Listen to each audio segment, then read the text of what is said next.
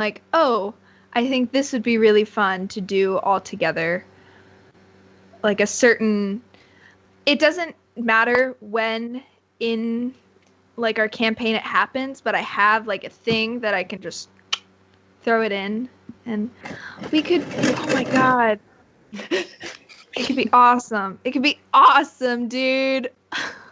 Good. All right. Okay. Anyways. Are we all right? Are we all live? We are live. I just need to double check. Can someone check the stream to make sure that we are, Yes. we just sound and look okay? Okay, let me just mute myself really quick so we don't have the... Yeah. While that is happening, I will ask a question. We'll start off with a really... Nah, that one's kind of... You know what? Sure. We'll start off with this one, which is, what is everyone's class, multi-class, and subclass? I think we kind of usually say it, but you can...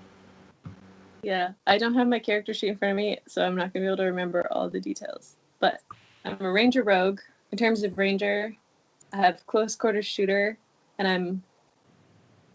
There's something else. I think you're Beastmaster, because you got... That's the thing that I'm missing, thank you. I'm a Beastmaster. I have a demon stag. Where's my boy? So our video's a little laggy, but our sound is like crisp now, so Nice. we should be good. All that really matters. Cool. What was the question again? I was listening to our multi-class and subclass. I think I'm a druid barbarian as my multi-class, and then I think I don't think I have a subclass, do I? Or is that just this? Yes, you do. The circle you do, of the Maddie. You just have Circle of Moon, and then you're also Totem of the Bear. Right. Oh. Or no, Totem of the Wolf. I'm an idiot, not bear. Come on, Cate. I like how I was like, oh yes. She's better. God. Ugh. Yeah. I'm a druid barbarian, which makes sense if you know the backstory, but just straight up, you're just like, that doesn't sound right. But yeah. I think it's interesting. And Miller, do you want to? Yes. Augie is a paladin of Helm, the Oath of Redemption, and also now a warlock. Yay! Wait, are we sweet Eldritch Blast? Are all of us that are here right now? Are we all of us multi-classing? Yeah. You guys are the three multi-classers. Yeah. Hey. All right.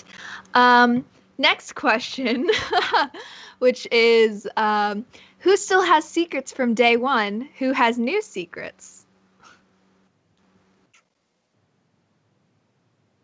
I have like some, not huge ones. I think the biggest ones have been revealed for me, but I do still have a good number of like just things that have been talked about. You've got some pretty big ones. I guess, yeah, there's some chonkers in there. I don't know if I have any new secrets. I have such a bad memory, so it's hard to answer these questions. I don't think I have any new secrets. No. Do I? It's possible. Possible. I'd be the worst Magic 8 Ball. Maybe not. Who knows? It's possible. It's the only option that you get. Like, yeah. Ask me tomorrow. I still have secrets from day one. I added a lot of stuff in my backstory later. Like, as we were further in the campaign, I kind of went back and like rewrote more. So I still have a lot more, but it hasn't been there since day one, if that makes any sense. Do I have any new secrets? Probably. Yes. Yeah, I'm like, yeah, probably. I don't have my notebook in front of me. Augie, yeah, so you guys know the big things. But, you know, there are small, like, not small things, but just other things that aren't necessarily I don't know. I mean, you guys are gonna figure it all out in like the next few sessions. So, but yeah, he still got some stuff. Oh my god! I just realized there's like I have the worst section. poker face. I have. You're not as bad as me, Cate. It's fine because I literally just realized there's still like a whole section of my backstory that you guys haven't even like tapped into yet, and I'm like, I think in terms of backstory reveals, the person that said the least so far is Alice. Yeah. Yeah. Sure. So fucking I know nothing about Tam. We know Absolutely nothing about Tam. nothing. We know that she knows how to milk cows. She was adopted. She has a dad. Dad was mentioned, I think. Yes. I don't think she's mentioned that she's adopted. Hasn't she? Yeah. I don't think so.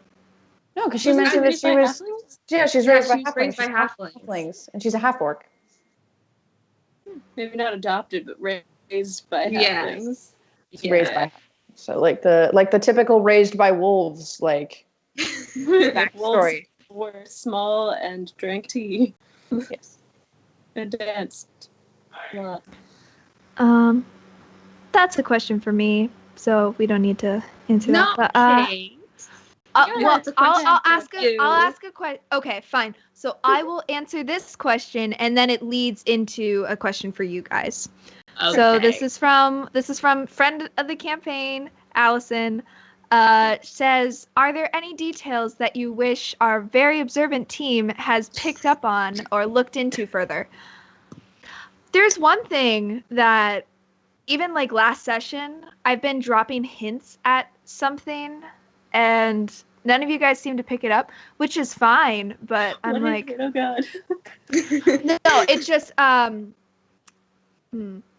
I mean, obviously, there's things that you guys have picked up on that I've been very impressed. I'm like, oh, I wasn't expecting that reveal to happen so soon. And then obviously there's other things that have fallen away for a bit. Something I will say is that I think the relationship between Oliver and Owen is very intricate and complex and really interesting. And there were some hints that have been dropped about that kind of thing, and no one's really picked it up. But I think that that's fine, because you guys might pick it up later in the future. Yeah. And then that leads into a follow-up question that is for you guys. Mm-hmm. Is there anything or anyone looking back that y'all wish you had spent more time figuring out, or anything that you might revisit?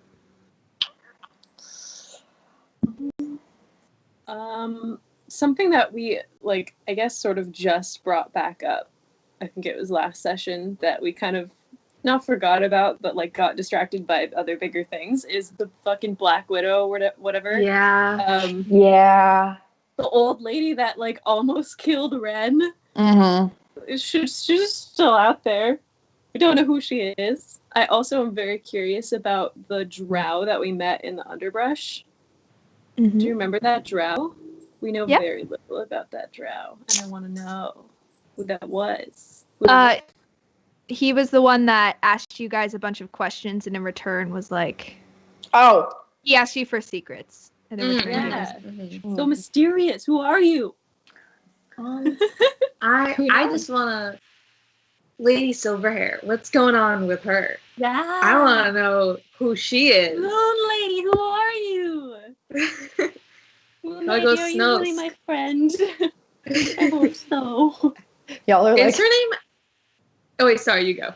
No, I was gonna say y'all are like so wanting to know like big pieces of this. I just want to know more about Tony.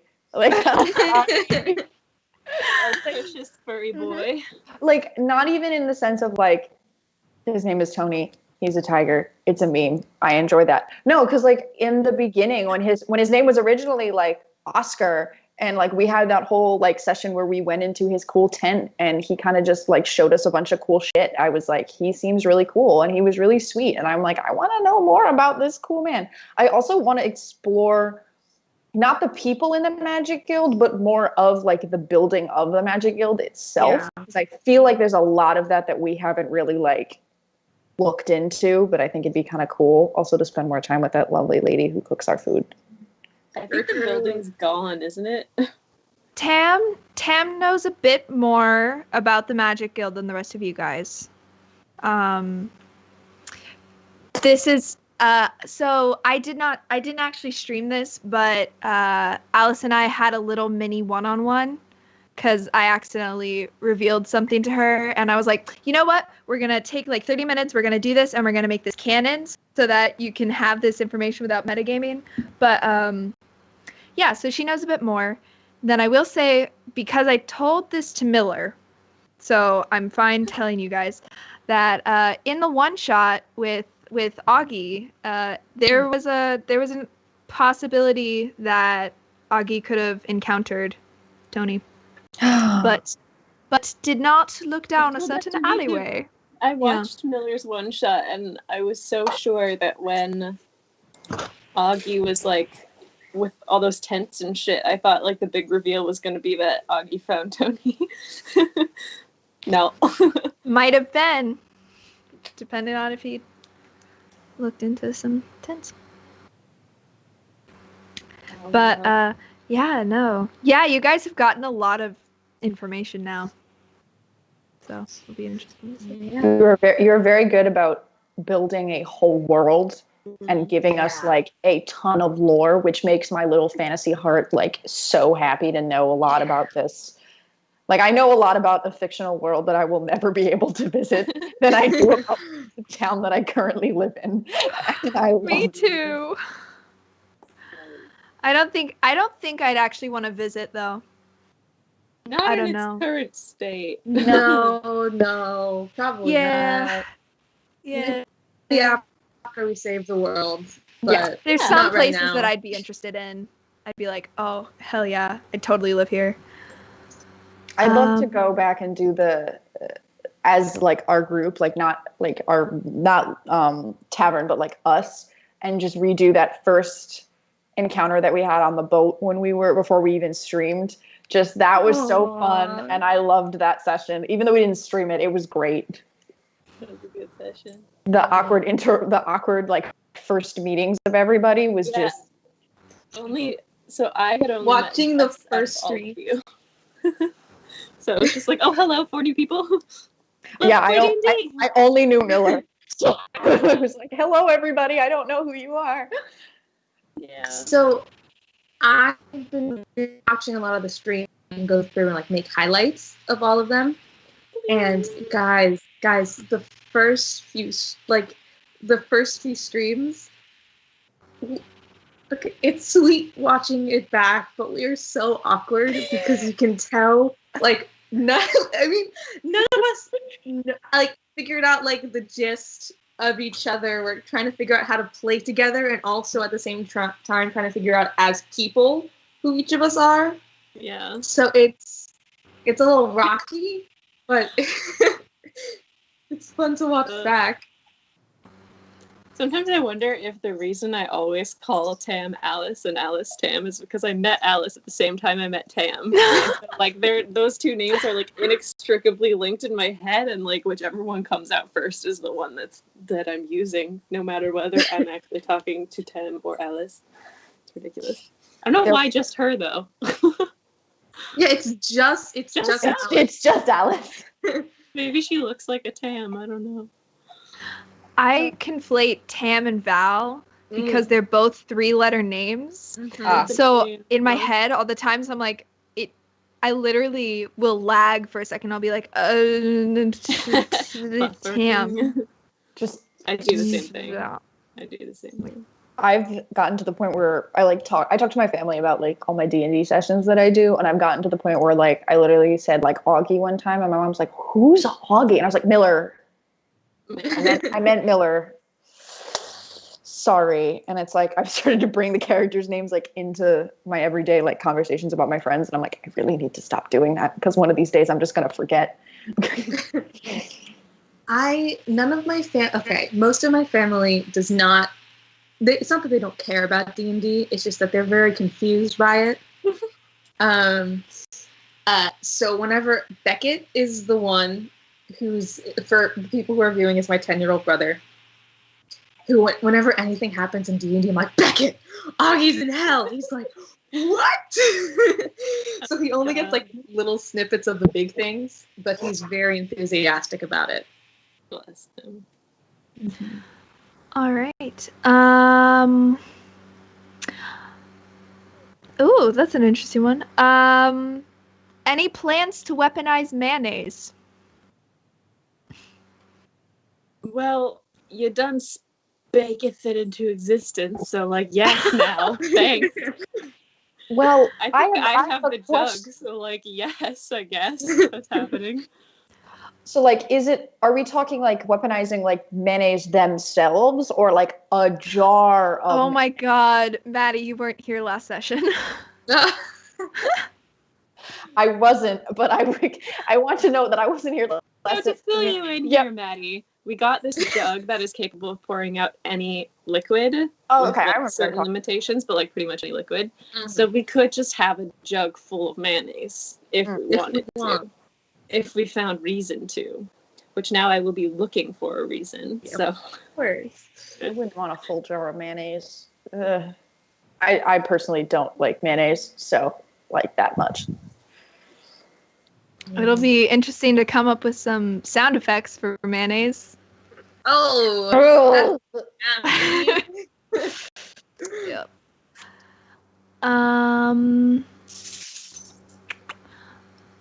I can answer this one, which is, what are the subclasses of the other Magic Guild members? They're all homebrewed. Ah. I guess one of them would be, who is it? The sorcerer, the doctor, like, wizardy one. Artificer wasn't released as an official class at that time, so I guess technically he would be an artificer. But I was like, oh, maybe he's like a sorcerer that does like kind of wizardy stuff, but like does like builds magic and has it imbued. So basically, he's an artificer. But all the other ones are homebrewed. Oh, Nice. I did not know that. Woohoo! Oh, and Loris is essentially like he's the rogue build of a druid. Oh. Kind of like Gloomstalker mashed with like into a circle somehow. He's just a little. No. Do the players intentionally derail the campaign, or was milking a cow all a part of the plan? No. I don't think we intentionally derail it, but sometimes we see stuff and we're like, well, now we have to do that. You know? We saw the cows. yeah. Of course we had to milk them. Yeah. You know? It's like real life, you know? Yeah. You know, in real life, when you see a cow, you sneak into the field and milk it. I'm more Yeah. yell cow loudly That's from the really car, good. but you know. I know that like on like TikTok and in D&D, like there's a lot of jokes about, oh, like players derail the campaign all the time. I improvise like 95% of it. I basically have like the lore figured out and a general idea of what you guys might do, encounters planned and stuff, but for the most part it's all improv. So you can't really derail it because there's no rails to begin with. Yeah, and I feel like even if you like with D&D, it's a collaborative story. So like derailing implies that the party is wrong for not following the DM's plan, and I don't think that's a good like way to look at D&D. I think it's better to just consider it a collaboration, and if one day the collaboration is that you're milking cows in the middle of the night, then that is the story you are telling. No, in all seriousness, like I think milking cows, like we bring that up a lot as like a derailed thing. I loved that. Like I think that is one of my favorite parts of this entire campaign, because it was just pure unbridled, like it was just bonding, and it was great. I loved that. I kind of think of D&D almost as like you decide to go to like a diner with your friends but then you end up in a reservoir swimming at 3 in the morning. Like it may have a like you may start out being like, yeah, we're gonna go here, and you may end up somewhere completely different. It's like it's a mini spontaneous adventure like every single time. So the DM could be like, hey, I want to go to Wendy's, and then the party's like, no, I want to go to Burger King, and the DM's like, all right, I guess we're going. we're going to Burger King. Like, I think the only time that there's ever been like derailment has been when we've had like a guest, or that one time that Miller was not playing, like very specific things of like, okay, I need this to happen for you to be brought back in, because like I've pre-briefed them and I'm like, this is what's going to happen.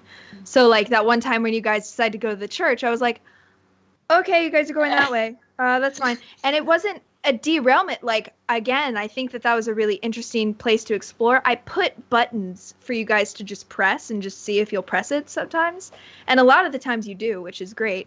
But that's an example of one time where I was like, I would prefer you to go that way, but we can explore this way. I think our best episode of derailment was that time when we tried to go and we had to go through the door. And we stood outside. Oh, that is the only. It was a very scary door. Okay? It was a suspicious door. And for your credit, you guys were trying not to metagame, but I just felt really bad because we had a guest player, and so I was like, just go through the door. Like I was like, it leads to a whole underground city that you guys need to go into. Like you have to go through this like, and. I think I'd like to think I've gotten better at DMing since then, that I know now not to make a scary door. But because we will not go in it. No. Yeah, I was like, just go. Like I was just like, just go in it. Just go in it. Okay, fine. The ground starts to rumble. There's things coming. Just go in the door. No, you're not gonna go. Oh my god. Like this is what I don't understand about parties and just players in general, even though I am a player, is that we can be so cautious for the stupidest reasons and be so impulsively stupid for the most serious, like. What happens is we do something stupid, so we're like, okay, shit, we gotta be super careful, and then that's boring, so we do something stupid, and then we're like, ah, shit, we gotta be more careful, and then that's boring, so we do something stupid. It's just it's the wildest roller coaster. Oh, yeah. And it's totally like in real life. I know I can't like go into a bar and like absolutely like rob someone at gunpoint, so I'm gonna enjoy to do that in a game. But then I think I remember that the rules of like being a human person in the world society were like, I can't do that, so that's why I'm cautious afterwards. I'm like, oh right, I shouldn't have done that. I'm having buyer's remorse. Let me just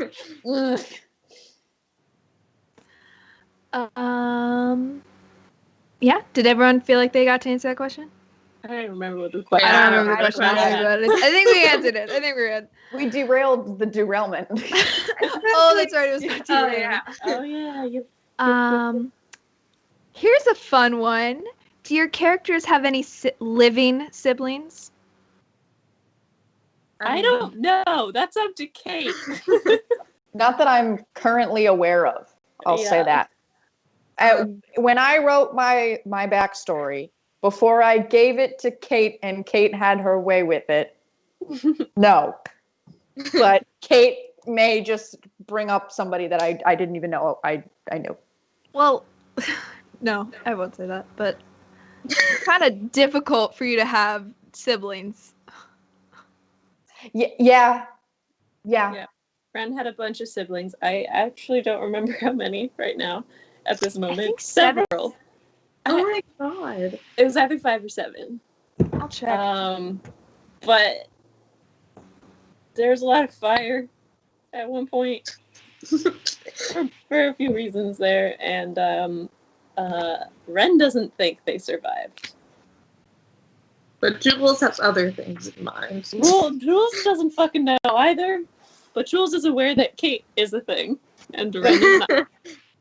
Just a question: Were they like mixed genders, or was it like a line of boys? Brothers. Just all you've brothers? got 5. Yeah, it's 5, including you. Oh, brothers? a Oh, mean brother, one, I am and two mean so ones, and then a mean one, and then me. I'm terribly sorry. As someone whose father is one of 5 boys, I'm so sorry. Yeah. Ren is the youngest.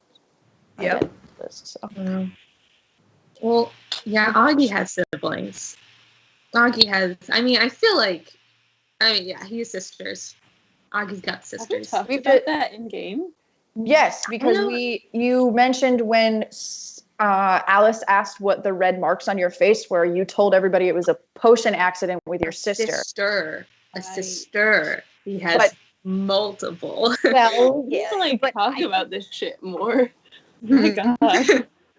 How many living family members do you have? Let's just drop that in while we're on. Who's your emergency contact? Definitely not his family. But yeah, Augie, I feel like this is like talking about his siblings isn't. I feel like these are things that people would know. You share what you feel comfortable Okay. sharing. I won't share anything extra unless you ask me to. Okay, cool. Yeah, Augie has 4 sisters.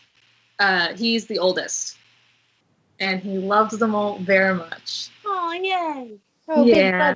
Big brother Big vibe. brothers. Yeah, he's a big bro. Wait, are we Yeah. frozen right now? Please tell me we're not frozen. Hello? Is the? Can you hear us? I think it's just the video. They were saying that there was a bit of lag a while ago. Yeah, I can hear us. We're just frozen. Okay. Video. Okay. Hopefully the Whatever. recording won't be as It's bad. like a podcast, you know. We're speaking and you can see. Wow, I'm making a really attractive face. Brand. I'm not even gonna look. You guys all look fine. I'm stuck in this weird, like, Mike Wazowski kind of. You were look. mid flip of hair, and then you froze. Oof. Oh no, it's going for someone else. Okay. I don't know. I don't know. Oh, it's frozen for me. Oh, Yeah. God. Hello. Oh, no. Oh, no. I don't want to see myself. Okay. Ooh. Here's a really dark one. Do you guys want a dark one? Sure. Of course. What would be your worst ending besides death? Worst ending for the character or worst ending for the player? Here. Because that is 2 different things. Why not both? Why not? Okay. Okay. I mean, I've thought about this multiple times. I'm not the only one. Thanks, Miller. It's changed for Augie. It's changed a lot from the beginning of the campaign to now. So, I told this to Cate at the beginning of the campaign. It was if he ever returned to Clea, and like all of Clea was gone, his family was dead, the kingdom had fallen, and like he had nothing left for home. That was at the beginning of the campaign. Would probably be his worst ending for Augie. But now it would probably be if somehow when they get back to Clea, and somehow one way or another, either the party is killed or separated from him, and he's stuck in the castle with his father and family. So. Yeah, so your changed ending is like Ren's ending as well. Like his worst nightmare would be being stuck back at his home and not having the party anymore, just being alone. Mm-hmm. Back in that awful place. For me, I mean that would also suck because I couldn't play Ren anymore if he was stuck. But yeah, if we just like crashed and burned and just completely failed at our quest, that would be so sad. So I want to see it through as a player. Yeah. Mm-hmm. I think Val's is almost along the same lines, but a little bit different, where her worst nightmare would be abandonment and lack of like trust and love anymore. Like if you guys just one day decided that you didn't like her anymore and that you just felt like she wasn't a good part of the party and just kind of turned and left her somewhere, that would be her like worst nightmare. That to her would probably be worse than death. Oh, yeah. For me, Sorry. yeah. Oh yeah. I forgot about that. because I mentioned it to Cate several times. Yeah, I remember. Okay. Yeah, I'm remembering that now, and I'm like, oh yeah. We've had this conversation many a time. Fun times. But for me, I think what would be worse wouldn't even be Val dying. It would be having to watch the other characters die. That would hurt me so much. Like I would want to kill Val even if everybody else died. I'd be like, I can't have her alive now. It hurts. It's not the same without the party. Rip. Are any of our characters like, I don't know, because I know Augie isn't scared of death, but is anyone in the party like actually terrified to die? Nope. Maddy, yes. Val, no. Ren is self-destructive as hell, so no. But he also kind of doesn't think he can die.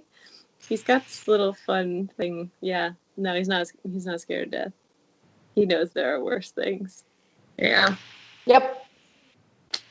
What do you think would be the most poetic ending for the characters? Poetic ending. I have thought about this a lot. Augie was king, and Ren was king of the other place, and then I don't know what else. Everyone was happy. We got all the rocks, the cool rocks. We collected all the rocks. Got all the cool rocks. Got a neat little rock collection now. Save the world with a rock collection. Yes. Good. Excellent ending. I don't know. Yeah, that's tough. But yeah, I feel like I need to know more about Val and Tam to figure out like what would make them happy. I feel like Nora just needs a library. Yeah. I think with Val, the thing is, because I know you guys know like a little bit of her past, but her past is so dark and so very like not what she's currently living, that she still has a lot of growth that like we have to do like as a party and as a character before she finds out something that would make her truly happy and something that would be a poetic, this is the end of the campaign, this is the end of what she needs.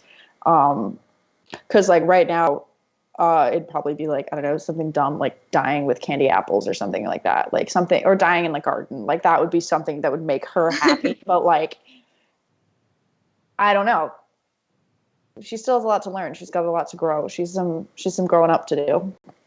Valid. Valid. That question in particular is something that I kind of always have simmering in the back of my mind. I want to say I never am intentionally trying to kill any of your characters. Like, I want you to succeed. And I try to make that very clear because I feel like a lot of stereotypes around DMs are like that they want you to fail, which I don't believe in at all. But I have to constantly think like, okay, if this is the last battle that they're going to fight, like what would be a good way to end this? And like make sure that they have an ending that is suitable and will give them a bit of peace and clarity, kind of. So I've thought about that a lot. And it's really interesting. I have, just like little small things that I think would do it. And I also have like an idea of if there's ever a TPK, like how to bring the story like to allow like that kind of thought of like regrowth and stuff like that. Like I've thought about it a lot. And I think that maybe in terms of poetic endings, not necessarily like even happy endings, like what would be poetic, yeah, like as a narrator, I'm not really a character in this narrative, so as the narrator, what do I think would be the best way for these characters to like move on and move past things? And I don't know, I think about it a lot. I couldn't tell. I have an idea for Ren, but I don't want to say it because I think it'd be more interesting to be talked about in character. But yeah, I was just about to say I think it'd be cool if it was like a session where we're sitting at a tavern and we're like, what do you guys think would be a good way to die? And then, what should we do after all of this is over? Yeah, something we should like have that. this conversation. Those would be very cool conversations. Especially Honestly, gay D&D is just therapy. And I've said this so before, nice. not in that way, but like a lot of times people think D&D is like, okay, great. You guys fought this monster. You guys got some gold. You're good to go. And I think that that's a totally valid way to play. But I think that this campaign in particular is like very, let's discuss the consequences of our actions. And Yeah. I think from it's somebody fun. who is in multiple campaigns, I can confirm that this campaign is very much like very therapeutic, and it really follows a narrative, and it's very, very good. Whereas when I play with my other friends, not that I don't love it, it's great. We play gambling with dice, and we get drunk, and we fight things, and we get gold, and we beat each other up, and that's great. Good. Yes. Both are valid. Both are very Yes. valid. Yes. And if you guys ever are like, I don't want to talk about my feelings, I just want to fight something, I'll be like, great, let me pull out, like, all of a sudden, you see, as a giant, Nothic appear, like, we can totally go to that. I like it. I like the storytelling that we do is a lot of fun, that I think, because like my other characters like don't have backstories. They're just like somebody I picked out of like a pot, and I'm like, here we go. I had a barbarian named Garage. Like really, I really just didn't. I didn't even like. I was like, barbarian Garage was a pirate. Here we go. That's amazing. Trying to look for questions for you guys. I know there's some on Tumblr. There's like, we got 3 of them. Ooh. Let's go. I will head on over there. And I know you said we have one on Instagram. I'm not on the Instagram, so I don't will go know. and check Instagram right now. Pull that up. That'd be Yeah, great. I have it. Appreciated. Hang on. I think I do, but I'm not 110% sure. Okay, this one. If you could add one of the NPCs to your group, which one would you choose? Either Tony or Mimi, hands down. No doubt about it. At least personal bias wise. But I wouldn't choose them because fundamentally, as like a player, they would add something, but just their personalities would be a lot of fun. I don't know how they would be like fighting, but Wait, who did you say? Mimi and who? Tony. Okay, yeah. Yeah, I think the turtle. You want that turtle, don't you? Turtle, just yeah, want I really just want the turtle very badly. I think I'd want to add Nolly into the group as a voice of That'd be reason. interesting. Yeah. And like she's very, very like very pretty and very like she knows she gets Pretty, shit and I done. want to look at her more. Thank you. I want to look at her more, and she gets shit done. She's in control. She's she's in organized chaos, which like we very much are, but like she's better at like. Whereas we're kind of just like, Is Molly a self-insert? Are we talking about the self-insert right now? Oh my god.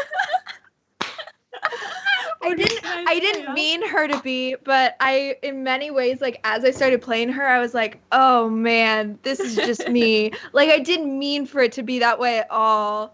But, like, it happens. Yeah. So I guess I had a good choice because I just wanted Cate to be in. You just started describing her, and I was like, oh god, oh no. I'd also love to do more sessions with our 2 people that we've had like guest players, like and Gilf, like just so having good. them. They were so great. Both of them were awesome, and I'd love to see more of them, even if it's just like we go into a tavern and they're having a drink and we're like, we're gonna have a convo and then we'll peace out. Like, I think, I don't know, this is something I need to bring up to you guys, but I think that guest players are interesting, and I'd like to talk to you guys about like who you guys would be interested in having people, because I think that'd be really fun. The guy who introduced my friend who introduced me to D&D, I would really like to bring him on at some point. I also have a couple of friends that want to come and do little guest sessions, and I'm like, I gotta ask. I am always open to that. Just message me and I can talk to them privately, you know. Like the first time Maddy and I ever met was talking about creation of Val. Like, so, Mm-hmm. like, Yeah, that was the first time I ever talked to Kate. It was just like, hi, hello, yes, I need help. Maddie called me. I was on a road trip from Palm Springs, and Maddie was like, "We're playing tomorrow for the first time, and I don't have a character," or like it was. No, it was that was exactly it. I had nothing Yeah. planned, and she was like, "Here's Kate. Kate will help." And literally within like 30 minutes, Kate and I had come up with a whole chunk of the character, and then I was like, "All right, I'm gonna let you do you, and I'll get back to you with a 5-page backstory tomorrow." And you were like, "What?" And then I did. And I was like, "Here it is." I have almost asked my little brother several times to come in and just be an NPC. Like, That'd be cute. because my little brother, okay, I say little brother because he is younger than me, but he is 17, almost 18. So he's got a much lower register than I do, and you guys are very gracious with me when I play male NPCs because I'm just like, I'm down here, but my voice is so high and weird that I just sound fake and bleh. But no, there's a little bit of a spoiler for you guys. I might have my little brother come in and play an archfey one time. Ooh. I've got a particular one in mind that I'm like, I like this, and just give him a backstory and just be like, come on in. I love that. It'd be fun. I would love to see my brother attempt to play this, because I also have a brother who is 18 years old, but is an athlete and likes baseball and doesn't understand anything about Dungeons and Dragons. So I think it'd be absolutely hilarious if I was like, Oh, Jack. We should do a one-shot where each of us With our brings a siblings. completely like out of the loop family member, and it's just like our Actually, family members playing, but we're just helping. And I changed my answer. If we're gonna do that, I want my grandmother to play because she. I want my dad to play. Oh my god. Oh, that'd be so fun. has asked to play a few times, but Please. he's never played before. And I'm like, you know what? I can set up a game with your friends and get you introduced to it. He's created a character, a dragonborn assassin. Oh, Ooh, interesting. And he likes sports, so I'm trying to make him as nerdy as possible while also supporting his sports hobbies. Speaking of one shots, though, corrupt him while you can. Yes. Speaking of one shots, though, if any of you guys ever want to DM, please go for it. Please, I would be ecstatic. Okay, question from Tumblr: What would each character's coffee orders be from Starbucks? I'll have a mocha latte. I don't know the words. I'm gonna check the Starbucks menu because I have the app. That's actually, I do too. I'm also going to do that. Randa would get a matcha latte because it's green. Good choice. It tastes like grass. Would he get like anything added into it? Like, would he get sugar or something, or would he have it just like plain old matcha latte? Plain matcha latte. Okay. I feel like Val would get a tea, but like I can't. What kind? That's the thing. Well, I'm trying to decide right now between like would she typically get like an iced tea regardless of the season, or would she get a hot tea regardless of the season? Because me, I don't give a shit what season it is. I'll get whatever type of beverage I feel like. Let's see what the options are. Ozzy would get something fruity. I think that is the obvious answer. It's gonna be a cop out if I say it's the drink that I always get. So I gotta find. I know, that's why I was like, my brain was like, oh, I'll do my order, and then I was like, no. I feel like Nora would be like a pumpkin spice or something like autumny. Mm-hmm. You know what I mean? What about Tam? I could see Tam would be just like ridiculously sugary. Like the unicorn drink that they had for a while. Yes. Tam would be a secret menu person. Yes, absolutely. I can totally see Jess having like a gingerbread latte or like one of those, like one of those deep, like really good lattes. I can't. There's so many. I could also see Nora being the kind of person that would get like coffee and then as many shots of espresso as the barista will like physically allow to fit in. Oh, true. That's true. Yeah. Oh, I take mine all back. Augie would get hot chocolate with whipped cream at the top. That's true. That is accurate. That is correct. Well done. You've done it. Thank you. I'm still like literally. So my answer for Val when I was like, all right, I'll just be boring, was like an iced chai tea latte because I feel like it's kind of, and she do hot or iced depending on the season, but I feel like that's basic. I'm like, then I also went. My mom gets the iced guava white tea with lemonade, which I also think would be a good option for her. She really kind of just is like depends on my mood and what I'm feeling today. Like she could go in and be like, I want coffee with like a ton of espresso in it, and then someday she'll be like, I'll have a tea. What would the Beast get? Okay. Black coffee. Just No. straight. No, I. Mm-mm. I think the Beast wouldn't even get a drink. Like the Beast would get one of those like egg things, or just like would get food. Okay. Be one of those weirdos that just gets food at Starbucks. I assumed you meant like there's some kind of egg drink at Starbucks, and I was like, what the fuck? I know I haven't been to Starbucks in a while, but what the fuck? I feel like if he was to get something, he'd get like a drink wise. He wouldn't get like a black coffee. He'd get like an Americano or like a cappuccino, like plain, like typical, like this is what I want. Or he'd get like, if he's feeling a little frisky, he'd get himself like a caramel macchiato, but like only during the summer and only when it's 300 degrees outside. That's the only option he has. I think, and also if no one else were in the store. Yeah. Oh, no one else is in the store. He'd lean over and be like, I want. Or order it online and then like have it like pick up to go and just like grab it and run before anyone sees what his order was. No, that would be him, but he'd get like a pink drink and he'd like run in and be like, Choo! And then just run out and they'd be like, was there a large man that just came in here and bolted out with a pink drink? And everyone's like, yep. I will say, if you ever get into the backstory of the Beast, I want to. there's a few NPCs that I nerd out about.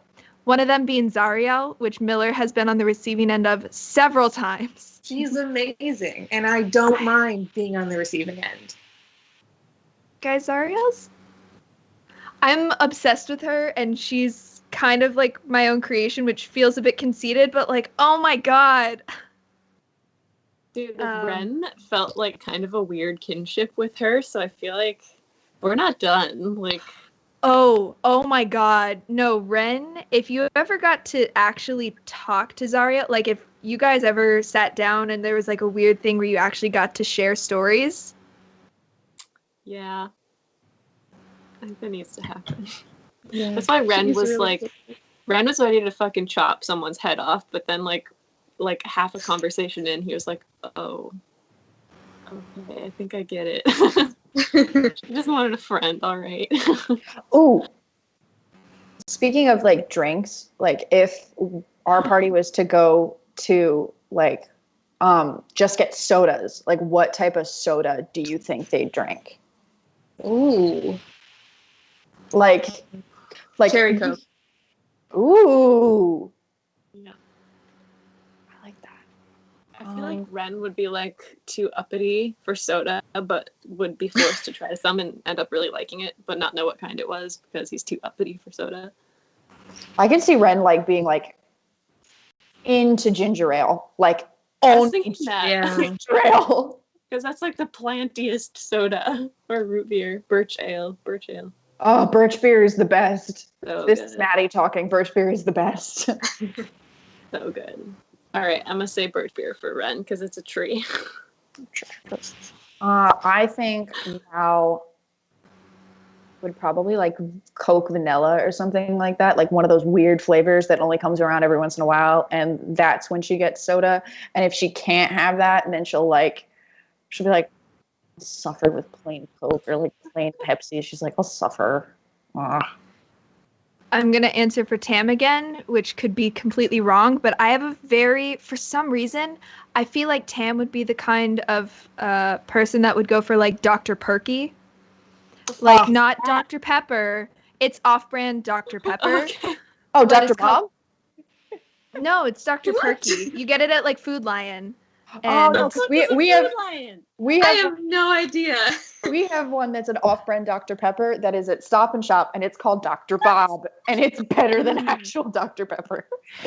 this might be just like an inside joke with like me and my friends, but like in my area, everyone's like, "Oh man, did you get that Dr. Perky?" And everyone's like, "No, I got Dr. Pepper." And they're like, "Oh, like you don't know, man. You don't know." Like, Wait a minute, I changed my answer. There is I don't know if you know about this, but there's a version of Coca-Cola called RC that is specifically sold at like sporting events in New England. Like it's like cheap off-brand cola.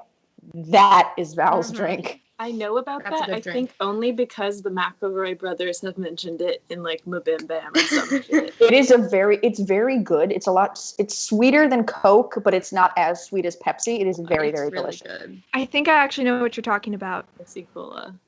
Yeah. It is a staple at the baseball parks around where my brother used to play baseball. So I used to get RC and chicken nuggets when I was like 5. So like my entire childhood's surrounded by that. So It was a staple at my conservative Jewish summer camp for some reason.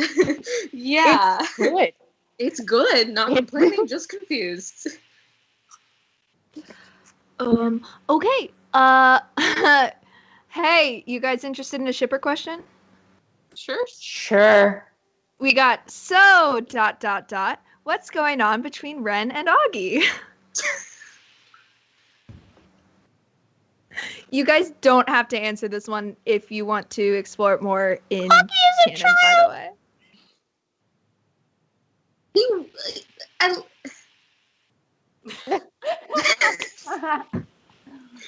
Listen, I will listen. Augie was 17 before. Now he's 20. Isn't Ren 116? He's 103. Okay, he's only 103. Yeah, so the age gap is alarming, and I don't really know, even in a fantasy world, how that, like, that's it. I think, like, there's definitely potential for something to happen there. At the moment, I think Ren is just, like, very, like, protective and, like, cares a lot. Doesn't necessarily know what that means, because he's new to that feeling. So that's what I'm gonna say. Yeah, Augie's the same way. You know, they have the luxury also of just being able to bond over their trauma of that understanding of where they both came from. So there's that. Also, Jules and I haven't talked about this at all. No, we haven't. From an outsider's perspective, I almost saw it as like a big brother, little brother kind of scenario where you guys kind of just were like you said, you had that shared trauma and you guys were like, I found comfort in this person, so I'm going to latch onto it as far as like, as long as I can. Mm-hmm. But yeah, that's just my outside I think that could also be it. I think Miller and I need to talk about it. Yeah, because we haven't. But yeah, I can see why people are like, and I'm not going to say that that's never going to happen, but we do probably need to like have a conversation. Yeah, we really should. Yeah. We'll text after this. Yeah. I mean, I've always said, like, if you guys are interested in, I mean, my end, as far as I can control, is NPCs. So if there's, like, an NPC, they might flirt with you. They will never outright make a move unless you're like, hey, can that, like, I'm never going to force you into some weird romantic thing unless that's specifically what you guys want. So Yeah, that's a good idea. I still am absolutely flabbergasted that Gilfie even finds Val attractive. I think it's I'm not gonna lie, that definitely threw me for a loop. I was like, Yeah. it I love it though. now I love it, but when it first happened I was like, excuse me? Me? And then It's coming in a complete ball of chaos. We are the pins of chaos, and TT pulled us over with the bowling ball of chaos that is Gilf. yeah. Yes, that was a bowling analogy. I also love the fact that like Val is 5'9" and Gilf is like or 11. And I think it's Wonderful. big, strong girlfriend. And I Oh, think, good. and they're both so awkward. It's so funny. to Yeah, look back. it's such a pure dynamic. And It really somehow is. Ren is always the person that's like there while they're flirting and just like, You're the right in front of my salad girl. Just like, yeah, You're the constant third wheel, and you have yeah. to. It's always Ren. that is true. I never thought about that. I hope you know it's not planned that way. We never intend to have it happen that way. We're just. I think Yeah, it's they're both funny, so actually. Ugh. One last question from Tumblr, which is, what is something unexpected that has come out of this campaign that you didn't realize going in? That I would have 4 new friends. I was about to say, I didn't, I went into this knowing Miller, and Miller messaged me and was like, hey, do you want to play Dungeons & Dragons with some people? And I was like, yeah, sure, why not? And now I, talk to you guys, pretty much every day, and I have friends all over the place now, and it's really nice to have this group of people, especially during this absolutely insane world right now, knowing that I have this kind of nice comfort of being able to just dive back into this world and dive into with people that are on the same level with me. It's really nice to have this security blanket, I guess, of friends. Mm-hmm. Now I'm not used to having friends, so just having friends is great. Yeah. I also wasn't expecting people to engage with it so much. We have a very small little fan base, but we have some people like Mickey who have gotten so involved, and it's just so cool. I feel like they're starting to help create the story too. Mm-hmm. And it's just such a cool feeling to see people love our characters and love this world and be invested in the story. That is the best. It's so cool. Mm-hmm. Yeah. Also, that one Instagram account that I could never pronounce, even though Mickey told me how to Oh pronounce my gosh. it. No, yeah. Yes, they are so involved. Yes. And it's so great. And their art is amazing. Their art is beautiful. I also didn't expect going into this to become as much of a D&D fiend as I am now. When I went into this, I didn't know a lot about D&D. Now I'm becoming a dice goblin. I want more dice. I want dice bags. I want to get involved. I need more dice. I want to do more. I've been going into more gaming stores and looking at a lot of the content. I want to buy miniatures. I want to do more. And if you told me that back when we first started, I would have laughed at you because it's become such a big part of my life that I wasn't expecting it to be. Yeah. I wasn't expecting, I should have known, but I wasn't expecting to get so attached to these characters and these people that we made. And I knew going in I was going to like Augie. I didn't know I'd like him that much, but I love that boy. And I didn't know how much I would love the party. But oh my, each character has such a special place in my heart for different reasons. But I just, it's like a deep love. I love them so much. Yeah. For me, it's been really interesting because this is my first time ever DMing, and I DM'd on a whim because Miller was like, I think we were talking and we were like, we should play D&D, and we were like, haha, yeah. And we were like, I'm kind of serious. Are you serious? And we were like, yeah. And I was like, I guess I can DM. And it's been so interesting because it's helped me gain a lot of confidence, but at the same time, I don't know, so much of this story, it's made me a lot more confident, but it's also made me a lot more insecure almost. And I want you guys to be having fun, and I will put that so much higher than everything else. And so I'm if you guys are having fun, are you guys having fun? I will wind myself up. But it's just been really nice being able to. So my love language is acts of service and gifts. And so for me, I'm this is the utmost thing. It's just I just want to make you guys happy and just give you this thing. And just, I don't know. It's been interesting because I feel this is just, okay, here's all this stuff. Here you go. And yeah, it's been interesting. You're doing good. You're doing good. You're doing so good. Thank you. Thank you. Also, this has leveled up my oh my God, why did I just forget the word for when you, improv. This has leveled up my improv skills so much. Like, I remember talking to Miller how nervous I was because I'm like, I don't know how to improv like anything. And this just took it to like a whole nother level. And I just, it's helped my acting. It's also helped me learn how to look at other people and other characters and kind of build a whole little world around them, which I think is really helpful, especially for my career of wanting to work on films and things like that. It's nice to learn and get other people's perspectives. Cause like I learn from you guys and how you're like, oh, this is how I think like Ren would think about it. And I'm like, that's like something I wouldn't think about. Look at that. I just think it's I remember one time we were talking, probably about like backstory. I think this is while you were making cuts and you were like, yeah, I'm just really nervous about improv and like acting and stuff. And then the next session you were like, oh, and then you looked to me and like to ask me a question. I was like, I don't know, improvise it. You know where they are. And like, we're like, oh God, oh no. And I just remembering that and then just seeing how far you've been able to come with the beast and everything. I'm so proud of all of you guys. You're doing a good job. I always like thinking about how we started. I mean, we talked about it a little bit here, but we all were watching Critical Role except maybe Maddie separately. Actually, I introduced Critical Role to Jess. So like, oh wow! You have to try it, and I promise you, I really want to watch it.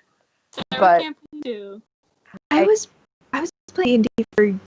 I don't remember how I got. I think Emily Grace. I don't know if you guys know her. Emily Grace. We went out one time, and she's like, "Okay, whatever." And then I just do it, and I was like, "Oh, okay, I get it now." I'm I very was testing, like, watching, like, also like part of the community for a while, still are, but like been part of the community for a while, and started playing D, and like once we started talking about Critical Role, it's like community simultaneously realized that everyone watches Critical Role, or like your company, and we were like, it's also like the RP community likes things like this. Wild.